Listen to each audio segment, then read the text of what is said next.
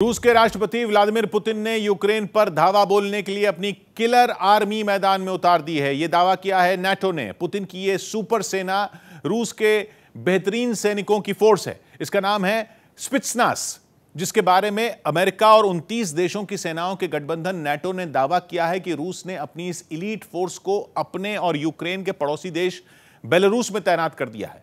30 साल पहले तक सोवियत संघ का हिस्सा रहा बेलारूस पूर्वी यूरोप के इस इलाके में इकलौता ऐसा देश है जो रूस के साथ खड़ा है। रूस की फौज बेलारूस में उसकी सेना के साथ मिलकर मिलिट्री ड्रिल कर रही है, जो 20 फरवरी तक चलेगी। नाटो का दावा है कि इसी बहाने रूस ने वहां अपने सबसे उम्दा सैनिकों की खास यूनिट तैनात कर दी है। ताजा दावा उत्तर में यूक्रेन के पड़ोस में रूस की खास मिलिट्री यूनिट के उतरने का है, लेकिन ब्रिटेन इससे पहले और भी ज्यादा डरावना दावा कर चुका है। पिछले महीने उसके रक्षा मंत्री विन वॉलेस ने ये कह चुके हैं कि रूस की स्पित्सनास यूनिट यूक्रेन के पड़ोस में नहीं बल्कि उसकी सीमा के अंदर दाखिल हो चुकी है। और तो और रूस के जासूस भी भारी मदद तादाद में वहां पर यूक्रेन में घूम रहे हैं। रूस की स्पित्सनास यूनिट का यूक्रेन में उथल पुथल मचाने का दावा कोई हवाई भी नहीं है। 8 साल पहले साल 2014 में जब रूस ने यूक्रेन के दक्षिणी हिस्से क्राइमिया पर कब्जा किया था, तब रूस की इस स्पित्सनास फोर्स ने काफी अहम रोल निभाया था। आतंकवादियों से निपटना हो या फिर बगावत को कुचलना हो, रूस की स्पित्सनास यूनिट के लिए यह सब बाएं हाथ का खेल है। राजनीतिक ऑपरेशनों को उनके अंजाम तक पहुंचाने में भी रूस की यह यूनिट माहिर है, लेकिन रक्षा विशेषज्ञों का मानना है कि रूस की इस फोर्स का मेन मिशन यूक्रेन की सेना के बारे में रेकी करना है, उसके अहम अड्डों पर नजर रखना और फिर उनकी लोकेशन वगैरह की जानकारी रूस तक पहुंचाना होगा। रूस की इस यूनिट के सैनिक जिस देश में घुस जाएं, वहां ब्रिज के ब्रिज उड़ाने का दम रखते हैं, और अगर ब्रिज ही नहीं बचेंगे तो उस देश की सेना रूस की इस फोर्स से लड़ेगी क्या? रास्ते ही नहीं होंगे तो वो उन तक पहुंच ही नहीं पाएगी।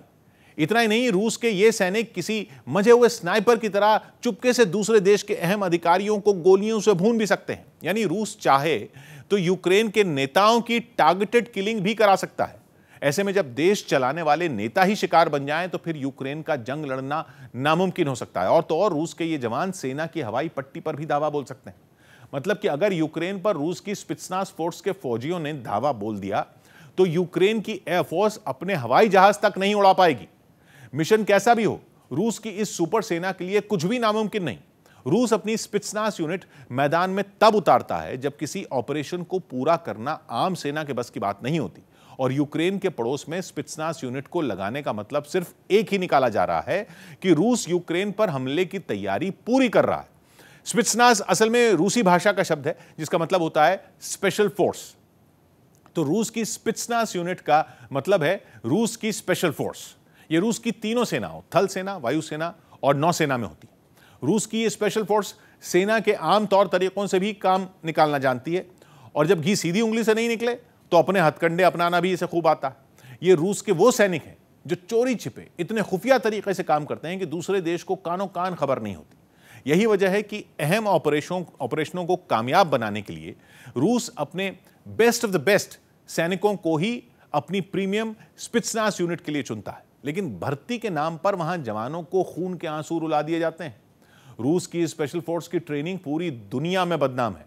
इसका हिस्सा बनने के लिए जवानों को कमर तोड़ ट्रेनिंग कराई जाती है, बल्कि कमर तोड़ शब्द भी छोटा ही है, क्योंकि सैनिकों को ट्रेन नहीं किया जाता, टॉर्चर किया जाता है। रूस की स्पेशल फोर्स के सैनिकों के पास एक आदेश होता है, मरो या मार डालो। और इसी वजह से ट्रेनिंग में दमदार फौजी नहीं बल्कि आदमी के भेष में ऐसी चलती फिरती मशीनें तैयार कर दी जाती हैं जो न जान लेने से डरती हैं और न जान देने से। रूस की स्पेशल फोर्स में शामिल होने के लिए सबसे पहली शर्त होती है सुपर फिट होना, गजब का स्टैमिना और ताकत होनी चाहिए, तब रूस की स्पेशल फोर्स में जगह मिलती है। आम इंसान तो एक सेकंड के लिए भी रूस की स्पेशल फोर्स यूनिट की ट्रेनिंग झेल नहीं सकता। रूस अपनी स्पेशल फोर्स में सैनिकों को शामिल कराने के लिए उन्हें पैराशूटिंग भी सिखाता है, स्काई डाइविंग भी सिखाता है, उन्हें स्विमिंग, स्कूबा डाइविंग के साथ पहाड़ों और ऊंची ऊंची इमारतों पर चढ़ने की भी ट्रेनिंग दी जाती है। वैसे तो रूस की स्पेशल फोर्स के जवानों के पास सबसे आधुनिक हथियार होते हैं, लेकिन उन्हें तैयार ऐसे किया जाता है कि वो बिना किसी बड़े हथियार के ही दुश्मन को ढेर कर दें। इसके लिए उन्हें स्ट्रीट फाइटिंग का स्टाइल भी सिखाया जाता है। मतलब कि लड़ने का ऐसा तरीका सिखाया जाता है जिसमें शरीर की फुर्ती के साथ दिमाग की चुस्ती भी बेहद जरूरी होती है। आम लड़ाई की तरह बस अंधाधुंध हथियार नहीं चलाने होते, बल्कि लड़ते लड़ते ऐसे दिमाग दौड़ाना होता है कि आसपास पड़ी चीजों को ही हथियार बना लिया जाए। चाहे कांच की बोतल हो या फिर सड़क किनारे लगे स्ट्रीट साइन हो, सैनिक के हाथ में जो आए वो उसे अपना ब्रह्मास्त्र बना ले। ये सब तो बस ट्रेनिंग का ट्रेलर है। रूस की स्पेशल यूनिट की ट्रेनिंग के कुछ किस्से तो ऐसे हैं जिन्हें सुनकर रोंगटे ही खड़े हो जाएं। कहा जाता है कि रूस के सैनिकों को खूंखार जानवरों के साथ लड़ाया जाता है, यहां तक कि उन्हें एक कमरे में पागल कुत्ते के साथ बंद कर दिया जाता है, और तो और उन्हें बेल्ट से, चप्पलों से जवानों को इतना पीटा जाता है, इतना दर्द दिया जाता है, ऐसी जगहों पर दर्द दिया जाता है जिनके बारे में सोचा भी नहीं जा सकता। तब तक दर्द दिया जाता है जब तक शरीर सुन्न होकर दर्द महसूस करना ही बंद ना कर दे। इतनी भयानक ट्रेनिंग के बाद सैनिकों के अंदर से मौत का डर ही निकल जाता है, लेकिन इसके लिए उनमें कई को बहुत बड़ी कीमत चुकानी पड़ती है। ट्रेनिंग के दौरान ही कई जवान ही बुरी तरह जख्मी हो जाते हैं, किसी को गोली लग जाती है तो किसी को चाकू या ब्लेड जैसा धारदार हथियार चीर देता है। इतना ही नहीं, सैनिकों को टॉयलेट में भी सुलाया जाता है, मतलब शरीर तो तोड़ा जाता ही है, मानसिक स्तर पर भी सैनिक को झकझोर कर रख दिया जाता है। यही वजह है कि इतनी खतरनाक ट्रेनिंग को सिर्फ 5 से 10% सैनिक ही पार कर पाते हैं।